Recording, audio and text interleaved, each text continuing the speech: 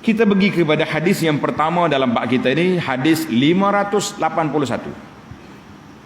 An Buraidah radhiyallahu anhu qala Rasulullah sallallahu alaihi wasallam, kuntu nahaitukum an ziyaratil qubur fazuruha. Rawahu Muslim. Daripada Buraidah, dia berkata, sabda Nabi sallallahu alaihi wasallam, dahulu aku pernah melarang kamu semua menziarahi kubur. Mana peringkat awal Islam dulu, Nabi tak benar siapa-siapa pergi ziarah kubur, sebab waktu tu orang baru dengan budaya jahiliah.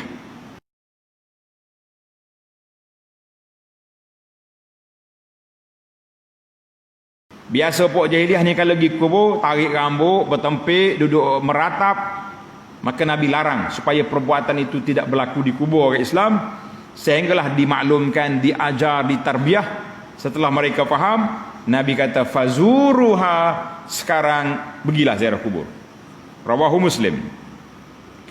Dan dalam hadis lain yang telah kita baca tadi, beberapa hikmah tadi saya baca. Yang pertama, fa innaha turiqul qalb, melembutkan hati. Siapa dia hati dia keras, tak dengar kata, di kubur seorang-seorang waktu malam baru jadi. Kenapa giling kepala? Takut ke hatu? Mana ada hatu? Dia tidur dalam kubur kena. Kalau pergi ramai-ramai buat atas kubur dah.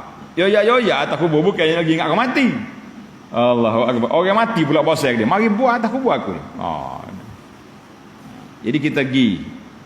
Yang kedua, boleh menitiskan air mata. Bila kita pergi, kita teringat kepada bagaimanalah keadaan keluarga aku dalam kubur. Kita kena kuarantin dalam rumah 2 minggu. Pakai gelaping pun menyasar, kata orang tak. Nak keluar rumah. Ni dalam kubur yang tak akan keluar. Kalau berkala cukup, alhamdulillah. Kalau tidak, cari pasal. Maka kita akan menangis. Kalau aku masuk esok, orang buat aku masuk dalam kubur, apa bekalan aku? Boleh menangis kita, mengenangkan apa nasib kita. Kita mana kita balik baikilah. Hak kita malah ibadat yang kita baiki.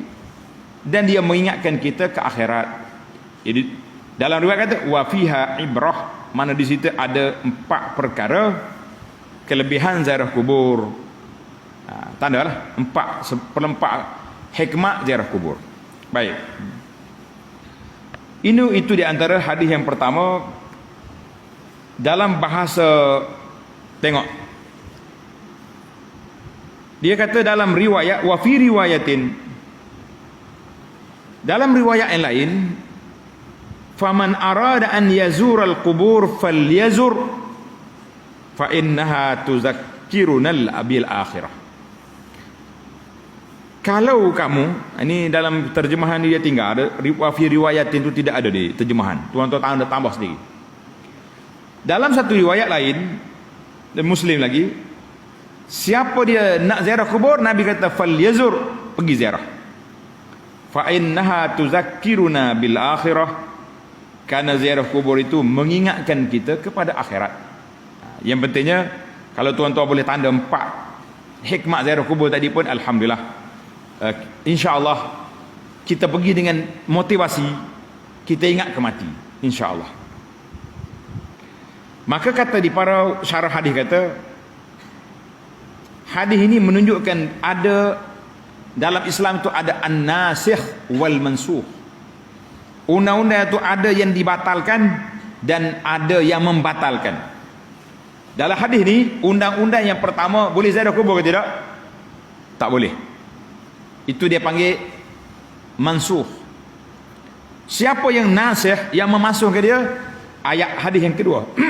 Nabi kata fazuruha, pergi ziarah. Itu dia panggil nasikh, yang membatalkan larangan yang pertama tadi. Itu dia panggil dalam Islam ini ada nasikh wal mansukh. Dalam Quran pun ada. Kan? Kalau mau ada 10 orang, jangan 10 orang kafir, kita seorang tak boleh lari. Akhir kali itu kata ada 2 seorang. Itu dia panggil nasikh wal mansukh. Wa innama, tanda tuan-tuan, boleh nasikh mansukh ni di dalam al-awamiri wan nawahi, dalam suruhan dan larangan saja. Amma fil khabar, adapun yang Nabi kita sallallahu alaihi wasallam cerita ataupun dalam Quran cerita tentang cerita-cerita maklumat tentang orang-orang dulu, maka itu tidak berlaku nasikh wa mansukh, kecuali riwayat tak sahih, itu cerita lain. Tak ada riwayat. Yang adanya nasikh mansukh ini dalam mana? Di dalam undang-undang hukum hakam. Alhamdulillah. Baik. Tadi kita sebut apa? Kelebihan ziarah kubur, melembutkan hati, mengingat ke akhirat, lembut hati, menangis air mata, ingat ke mati. Satu lagi, memendekkan cita-cita, angan-angan. Tabah. Tuqassir al-amal. Memendekkan angan. Dah ingat nak mati, nak buat kerja apa lagi? Duk berangan apa benda pelik? Angan-angan kita ke akhirat, barulah kita kemas. Kan? Jadi alhamdulillah, pergi ziarah kubur untuk membantu orang dalam kubur dengan kita zikir, kita istighfar, kita doakan untuk mereka, itu boleh. Tapi jangan terbalik. Tadi pula, ahli sunnah ni minta dengan Allah supaya bagi rahmat kepada orang mati. Ahli yang tidak sunnah pula pergi minta dengan orang mati suruh rahmat kau hidup. Kita kata itu ayat terbalik. Kita pergi kepada hadis yang kedua, 582.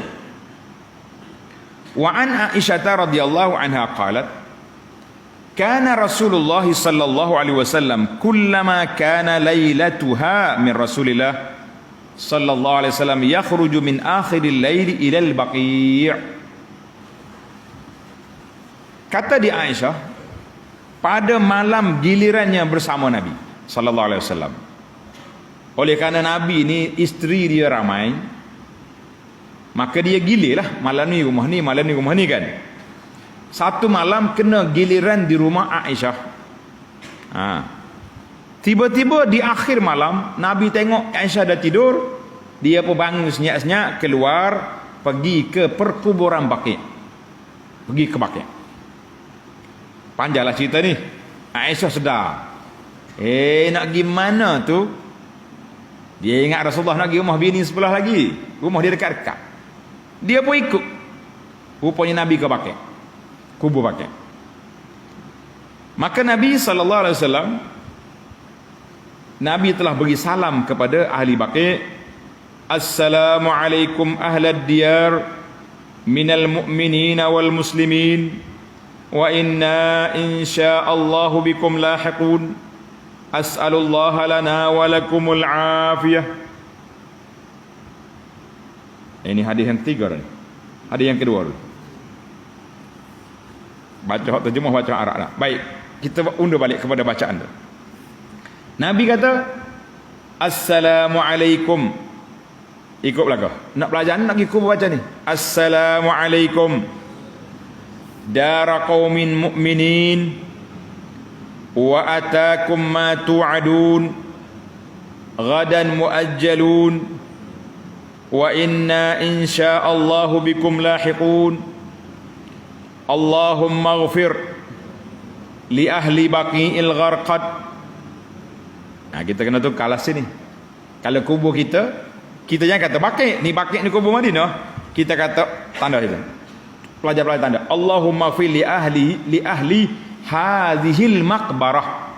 Tukar. Jadi Nabi kita pergi, Nabi pergi salam. Assalamualaikum dara qaumin mu'minin.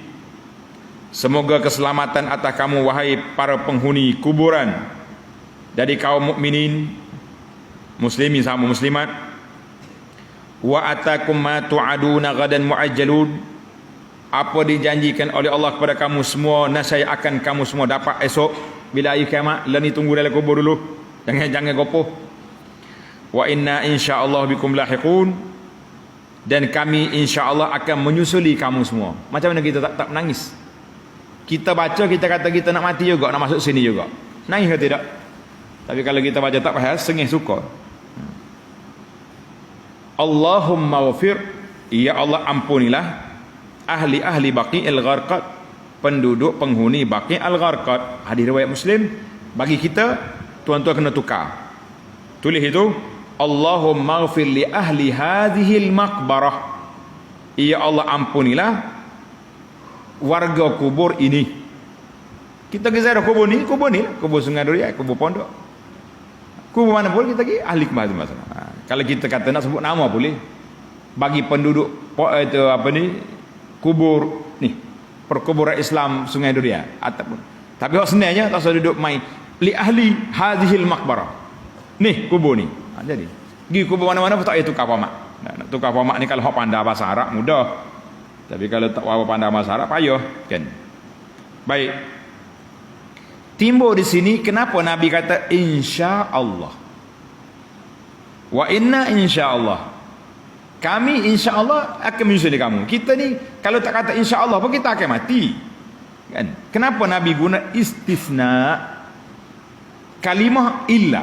Maaf, kalimah insya-Allah mana? Kalimah kecuali di sini. Insya-Allah kalau Tuhan nak. Apa dia kata? Yang pertama kaum mukminin, oleh kerana Nabi kata hey penduduk kubur orang mukmin, kami insya-Allah bikum, sebagaimana mu mati dalam beriman, kami juga nak mati dalam beriman, nak masuk kubur dengan iman kami. Itu maksud dia insya-Allah bikum lahikun. Bukan sekat nak mati, nak mati seperti kamu orang yang beriman telah mati. Ini jelas. Itu dia panggil istisna. Tu kenapa? Mana kami nak mati sebagaimana kamu mati. Sebab kita ni selagi hidup tuan-tuan, kita tidak ada jaminan kita boleh mati dalam keadaan beriman. Belum. Karena itu Nabi kita ajar sangat-sangat bacaan yang mesti kita kena baca. Ya muqallibal qulub, sabbit qalbi ala dinik. Wahai Tuhan yang membolak-balik hati, tetapkan hati aku ni di atas landasan yang kau redai, di atas iman, di atas Islam, di atas tauhid. Kita minta kita mati. Jadi kita kata aku nak mati, nak ikut jejak langkah kamu hei orang mukmin, mati beriman. Sebab apa kita boleh kata? Sebab mereka sudah mati beriman. Kita tak tahu kubur mana, tapi kita kata orang beriman di sini, kubur orang Islam kan.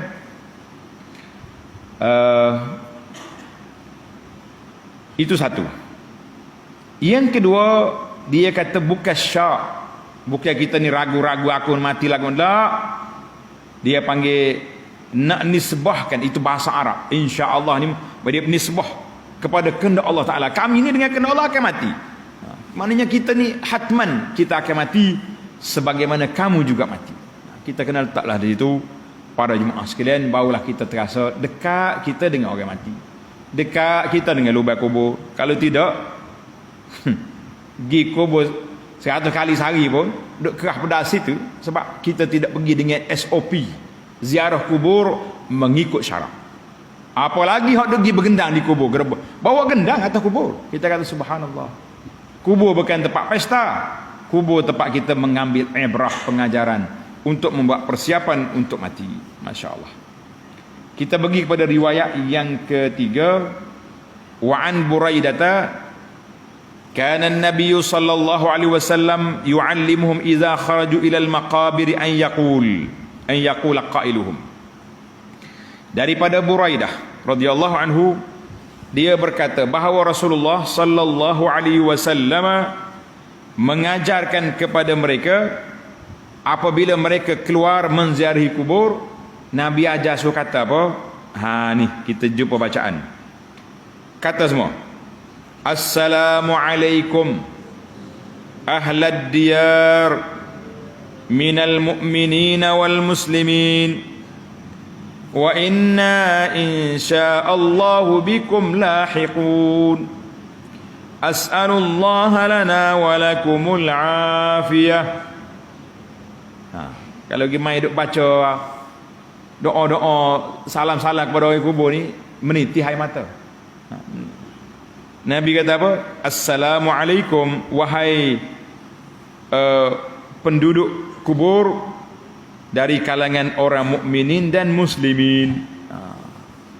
Dua-dua kita beri, mukmin, mukminin, muslimin. Dan kami sama juga, insya Allah akan menyusul kamu semua. Tak dalam huraian di situ kata ulama hadis, insya Allah menyusul seperti kamu mati dalam keadaan muslim mukmin. Itu yang kita nak. Insya-Allah kita nak mati dalam keadaan beriman, dalam keadaan muslim. Jangan mati main-main. Mati katak tak mau. Mati maksiat tak mau, mati kafir lagi tak mau. Kita nak mati dalam keadaan muslim. Allahu akbar. As'alullah lana wa lakumul afiyah. Kami memohon keselamatan kepada Allah Ta'ala bagi kami dan juga bagi kamu semua.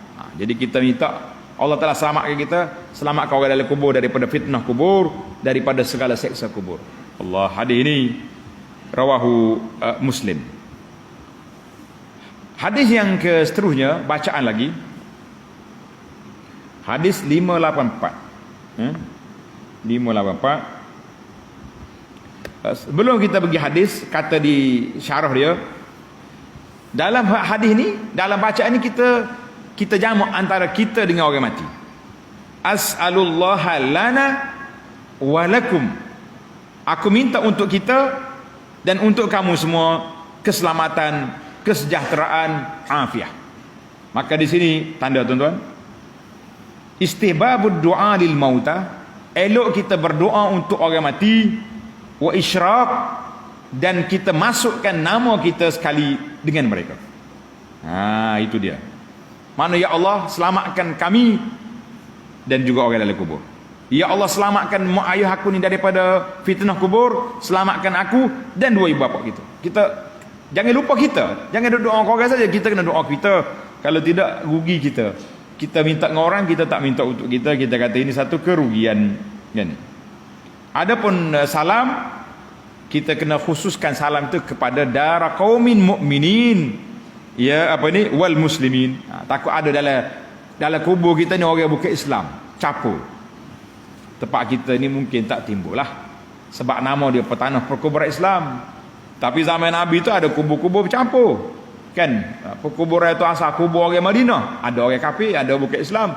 Maka dikhususkan salam itu kepada muslimin wal mukminin. Alhamdulillah.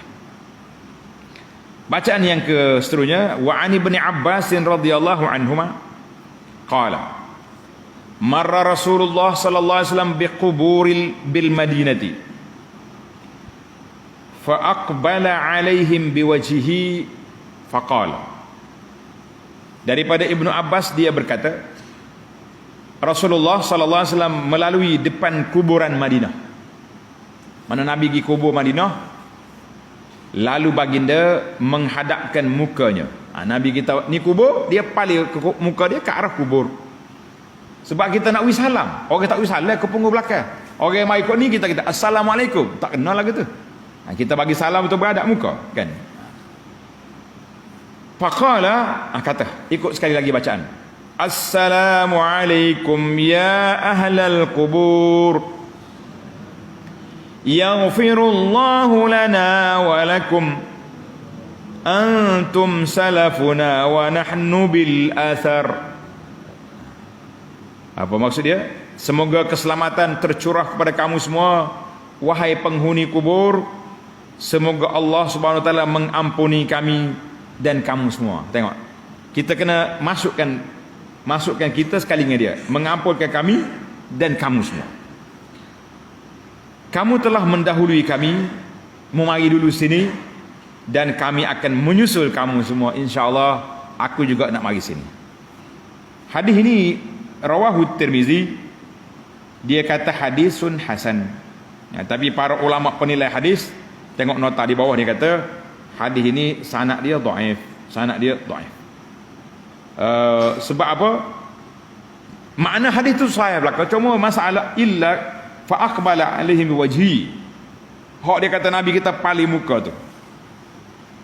Dia kata hadis ni ada riwayat ni ada bermasalah, li tafarrudi qabus, rawi dia qabus menambahkan riwayat ini wa aqbala alaihim. Hak lain-lain hak bacaan tu serupa dengan hak riwayat sahih. Wallahu alam, kita kata. Tetapi walau macam mana pun eloklah kalau kita pergi ziarah kubur tu kita paling ke kubur. Sebab itu kata di antara adab ziarah kubur yang telah kita belajar, kalau kita ziarah kubur ayah kita siapa, kita kena mari beradab muka. Maknanya kita membelakangi kiblat. Assalamualaikum, beradab muka. Tapi kalau kita nak doa, elok kita pusing. Kita pergi duduk alik sana, kita menghadap ke arah kiblat. Pasal dia panggil kiblat doa kita apa ni? Kiblat doa kita Kaabah, bukan menghadap ke batu nisan, kan?